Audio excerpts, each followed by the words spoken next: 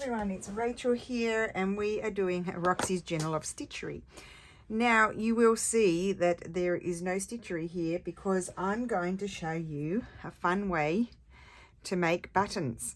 And I used to do this on my pouches that I used to sell at markets and things here and on Etsy because my friend, let me just grab one, she makes beautiful ceramic buttons that, of course, if you drop it, they break. These buttons here, and they looked wonderful on my pouches, and I put one of those on my mum's needle book. She won't sell them. I asked her if I could buy some and she won't sell them. So I thought, when I was doing the markets, I thought, well, I can make Fimo buttons, and so that's what I did. So what you're going to need if you want to do this, it's not, if you've got arthritis, this is probably not friendly, but I bought the Fimo Soft, but I think because it's cold, it's not that soft, but I think I've got it going enough. And I've got pulled out half. The other ones I need to mold, so I might do that off camera. But this one's softened a bit. So I have a little mat. That's a mat that doesn't have any sort of lumps or bumps in it. And one of these rollers that is especially for modeling clay. They're not very expensive to buy. So you're going to need Fimo Soft. You're going to need some cookie cutters, and I have some really nice ones, but they're downstairs somewhere in the garage and I haven't found them yet. Then I finished it off with the Fimo semi-gloss varnish just to protect it. You're going to need stamps. I've got some ink. You can use whatever ink you want, and that's it. Oh, and a toothpick is what you're going to need, and it's a super cool way to add some fun buttons to your work. Now when you roll it out, now I'm only doing a little piece because you don't want it to be too thin. It's a bit thin there on the edges. I might not have enough here. I haven't made them for years, so just bear with me. I just want to even it out. And is it going to be big enough for my cookie cutter? I can do that one. So I've got all different shapes, and what you do is you just punch them out, and then just very carefully lift them off. And I'm just going to, oh, and baking paper. I've just got some baking paper over here. So I'm going to, well, I don't know if I'll get any more out of this one. I remember I used to make heaps of them, and they do take up. Now, let me tell you how big my cookie cutter is. It's 1.5 inches. I've got a bigger flower here. I want to make a bigger one because I don't know what size I might like on my thing. So I'm going to have a button closure. Quite often I've done my pouches with a slow stitched long strip that just wraps around and tucks, but this time I wanted to do the fun buttons, so I'm going to do those. And as I said, I haven't done them for a really long time. Oh, you probably need to have clean hands. I don't know how clean my hands were. I think they were. I haven't done anything dirty today, like, you know, touch paper and stuff. So let's see how much we get here. So mine are probably about 3 or 4 millimeters thick, which I don't know how many inchy things that is.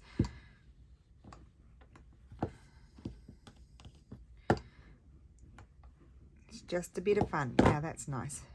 So can you see about how thick it is? Not too thick, but not too small. Let's do a flower. Oh no, it's not going to fit, but this will. Another circle. You could do a heart. I had a wonderful house that I used to do. I'll do the heart. So what I'll do now is I'll pause the camera because all I'm doing is, you know, flapping about with the what's it called? I'm putting them on. I'll just show you. I'm putting them on some baking paper over here. So I'm going to go ahead and cut out some more shapes, because it takes me a minute to squish this stuff. And then I'll show you what the next step is. Okay, so I'm back. I'll show you what I've done in a minute. I'm just squishing my last piece. I decided to do all of it because otherwise you can store your Fimo in a, you know, sealed container but it does, you know, harden eventually. So I thought I might as well just use it all up. And I'm finding it easier to sort of soften it by squishing it down onto my little mat. And this one, I thought, I just wanted to give you a few little things that have come to my attention as I'm doing it. So when you're rolling it out, pick it up, turn it around so it doesn't, like, you know, really stick to your mat or whatever you're doing it on. Also roll it in, first roll it into a ball when you've softened it, and then start rolling it out like this, and just lift it and turn it. So it's not like, see how it sticks to the mat? You don't want it to stick so much to the mat. And just turn it and just get your shape going. Now I'm thinking this one, I'm going to leave an organic shape and see, a bit like my friend's one. It's a bit organic. So I think I'll leave it like that, but I need to thin it out a little bit more. And then I've got to stamp it first, so I'll do that in a second. When I was doing these, what I found worked best was push it right down till you feel it hit the mat, and just give it a little jiggle like that, because it helps loosen it off the mat. And then when you put it up, it won't go too wonky. So let's move this all out of the way. Now the packet says 110 degrees Celsius or 230 Fahrenheit for 30 minutes. Okay, so our next step is to stamp. So I've got my stays on, and I want to do, I want to stamp, and then I'm going to poke holes in them. So let me see on this one. I think I might stamp this. Let's see if it works. So I haven't used this stamp before on here. I didn't have it at the time when I was doing these, but you sort of have to put it on and then press and then lift it off. And there we are. It worked. So it didn't, it's not like a really dark impression, but it'll do the job. And then more or less in the center, I need to do a bigger hole than that, but in the center you want to put your 2 holes. So I'm just going to lift it now. This one's going to be wonky anyway, so I wanted it to be. So just make sure you make your holes big enough. And then that I'll put on my baking paper, but I'll shape it in a minute. So I'm going to do all different stamps. I'll do a butterfly, I think. Yeah, I like them even to come off the stamps. So like this, now push it in. It's all a bit of an experiment. See what you get. Lift it off. Cute. Actually, this ink is not taking so well. I think I'm going to switch to my Versa. See how that one goes. Yeah, that ink is not taking so well. That's what the issue is. So let's try this other one. I think I used a different ink when I did them in the past. Lift it off. And you can, it doesn't actually really matter if they're a bit wonky, because I hadn't thought about that before, but that's kind of a nice organic sort of shape. I think I might do that.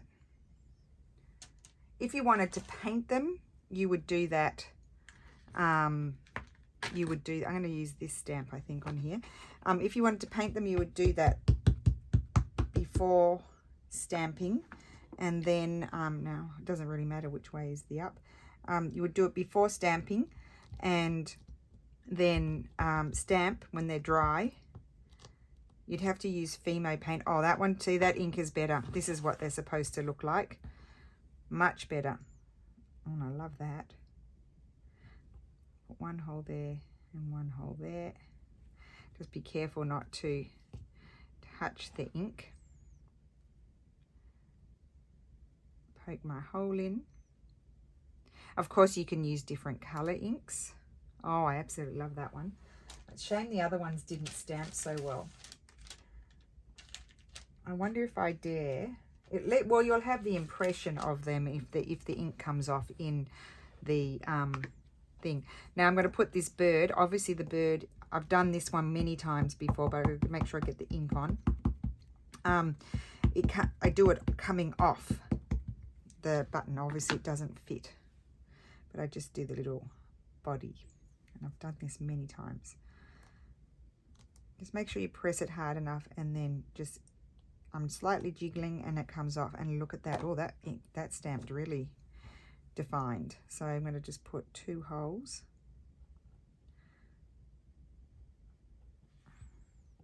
I really had forgotten about these so much. Oh, now I can't see my holes. There they are. One there. See, I'm twisting it and it just slowly goes through. Oh, so cool. And you can do Christmas decorations like this, I'm sure. I think that's what inspired me. I might have seen, I want to do that on, I think I might do that on the round one. What will I do on this? Oh, I also have these. I thought some of these Tim Holtz might be lovely. Maybe this one. They're not overly defined. This one's a bit more defined. Like, see the definition there? That one might work better. Let's try that.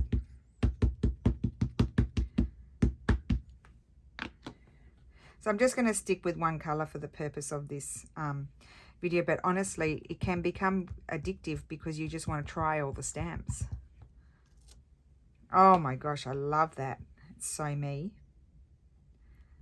Just put my 2 holes in. And I'm just eyeballing where the center is. I don't really care.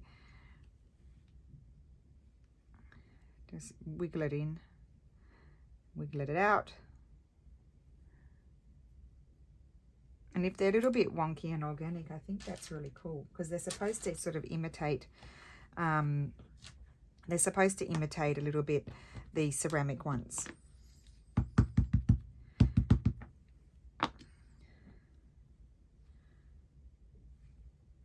There's another really well-known lady here in Italy that goes around all the craft fairs, and she, oh my gosh, I love that one too.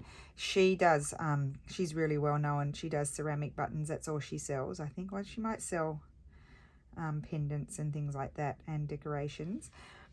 And they cost a fortune, the buttons. Absolute fortune.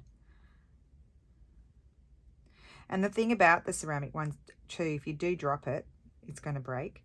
Whereas with these are quite resilient. I'm not sure about like washing, but I am going to put the varnish on them. And what will I put on that one? I am going to put the varnish on them, so maybe this script. It does protect them, and they do become quite hard. So I think you could probably do a couple of hand washes or whatever on them. Obviously, you wouldn't put it on something like a tote bag that you're going to use every day and it's going to be really dirty and you need to wash it all the time. You wouldn't do that. I don't think you would anyway. Oh, love that. Bit of scripty-doo. So I'll just...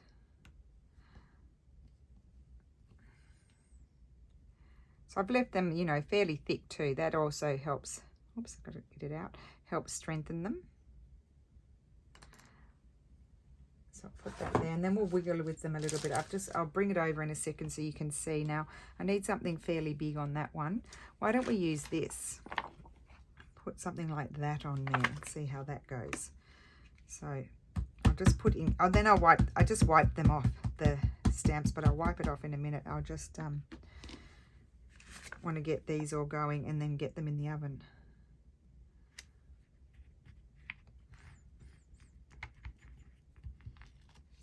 Oh, fantastic. That worked well.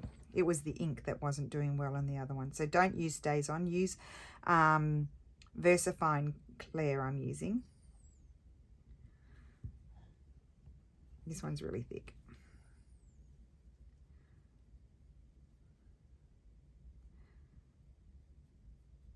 Okay. It's that one. And then this one's small. So... I could use that. So choose some stamps that you feel like you're going to get a nice coverage on. I could do that one. What about that one? That one will go over it.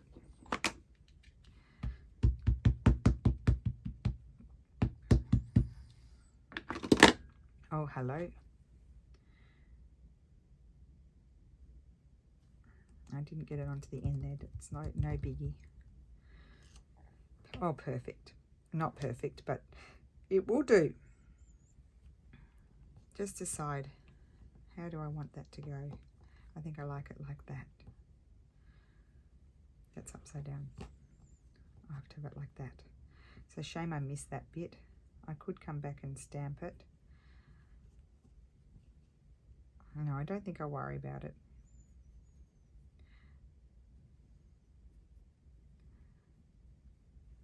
Okay, now let's put the ink away. I'll put the stamps over there because they all need to be wiped off. Out of my way. I want to bring over my my baking paper.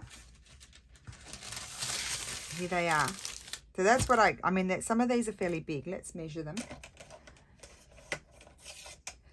So that one's about, sorry, let's do inches, 1.5 inches. That one's 2 inches, about 2 inches, the bigger ones.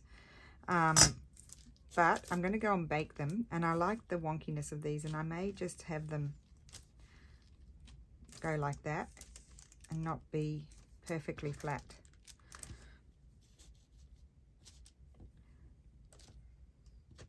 That one's good. So I'm thinking that that ink is probably going to bake away, but you'll just have the impression of, love that one. You'll have the impression of the, that one's quite thick too. So that, but the thicker they are, the better, because then they, oops, not on top of each other. The thicker they are, the better, because then they're strong. So I'm going to go and get my baking tray and bring it in here and just lift this onto there. And I'm going to bake them for 30 minutes and then I will be back. So here are my buttons. I'm just going to grab, if I can find it, my toothpick, because I've started varnishing them, and I just want to, even though you can do that afterwards as well, I'm just varnishing the top. I don't think it needs more than that. I'm not washing my pouch or anything like that. It's just going to be, I carry my projects around in those sorts of pouches around the house sort of thing. So you just sort of put a layer of this varnish. You could put multiple layers on if you want to, but I'm just going to do one.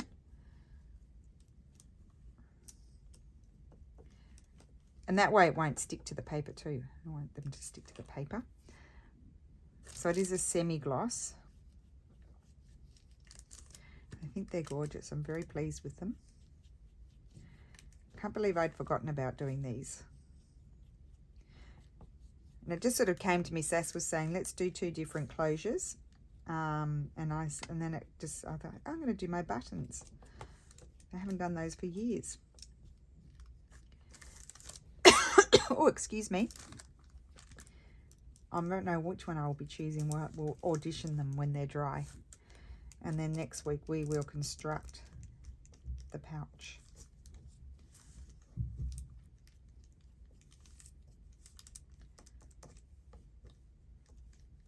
Okay. I've got varnish. It's a water-based varnish, but I do have it on my... So just get a nice little soft brush that you don't care too much about. That one's kind of hard. The ends is soft, but it's not all soft. It's only the end is soft. So I'm using that one. It's just an El Cheapo brush. You can poke the varnish out of the holes afterwards and just make sure they're not sticking to the paper. Just move them around a bit just in case you got varnish like I did underneath them. I think when I was selling the pouches, I actually did varnish around the sides, and then when they were dry, flipped them over and did the other side, just because I was selling them and I wanted to make sure that they were sealed. So you can do that. And what I did was I would dry them on just a rack sort of thing, not on paper. So I'm not quite sure how long they would take to dry, but we'll leave them to dry and then I will be back. Let me see if it tells me. 20 minutes. Yep, it'll be 20 minutes. So I've got to wait 20 minutes and then they'll be dry. So that's exciting. So doesn't take too long, huh? Really good. And you can, like I would, when I was making them, when I was putting them on my pouches, I mean, they'd be nice journal closures as well, but I was you know, filling up the whole sheet and doing a whole sheet full. And I was buying bigger batches of Fimo. I only bought the 57 gram, I think it said on the packet, Fimo before. So I will be back soon. Okay, so they're touch dry now, my buttons. So I thought we might choose one for this, and then next week we will make it up. So I'm just going to start auditioning. I just hold them on the side. I'm going to put a button here, or will I put it there? Oh, I don't know. So that's that one. Let's audition it with this one.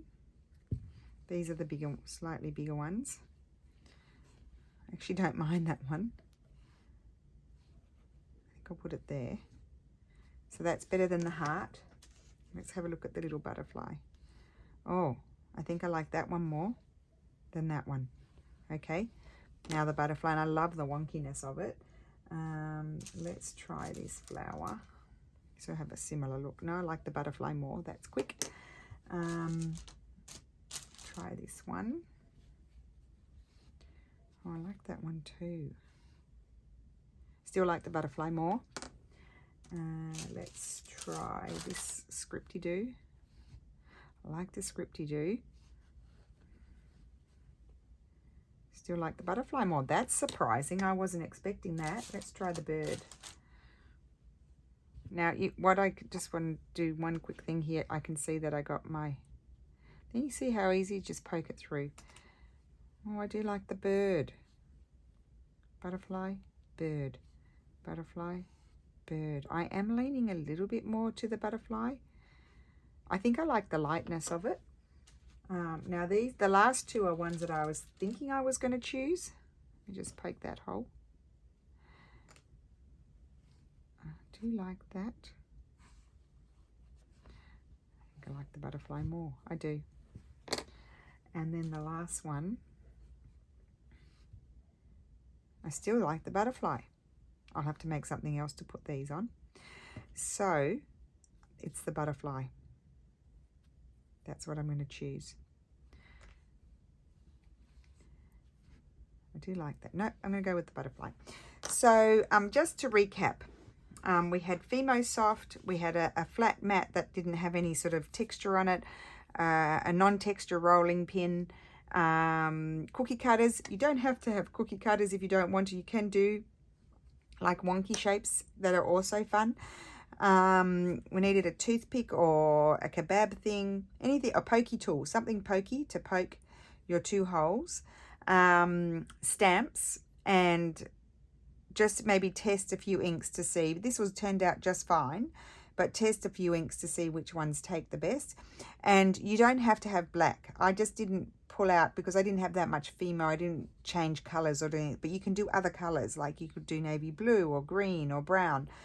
I've done all the colors when I used to make these buttons in the past. So you can have whatever color you like. And then just in order of things, roll out you've got to soften your Fimo, roll it out, lifting it off the mat so it doesn't stick, and then cut it or shape it, stamp it, and then poke your two holes and then bake it. So make sure you poke your two holes before you bake it. That's very important. Let it cool. When they've cooled down, it's 110 degrees Celsius, 230 degrees Fahrenheit for 30 minutes on the baking paper. Let them cool, and then you can varnish them, and then let that dry. Now you can varnish all around the sides and the back as well, but I'm not going to do that. And then they're ready to go. So that's how I made the buttons, and I'm loving that one. So I hope you will have some fun with it. If you have arthritis, I actually did end up pushing it down with the part, the bottom of my hand. I actually found that was good because my fingers started to get really tired, so I just pushed down like that and kneaded it a little bit, and that softened it just enough. But make sure you buy the Fimo Soft, not the regular one, because that way it's a little bit easier. I remember that the regular one, like it takes forever before you can even move it with your fingers. That's how hard it is. So get the Fimo Soft. Literally that Fimo cost me €2.50 or €2.30 or something. And I made 1, 2, 3, 4, 5, 6, 7, 8, 9 buttons, but I did some big buttons. I probably would have made 10 or 11 smaller buttons. No, maybe 11 or 12 even. This size button, I'm saying. So, yeah, it's not a huge expense. I can't remember, the varnish was €6. And I had the rolling pin and the mat. I think you could get both of those for maybe €9. So it's not hugely expensive, and it's a really cool way to get some fun buttons. So have a fantastic day. Thank you so much for watching, and I will see you again soon. Bye.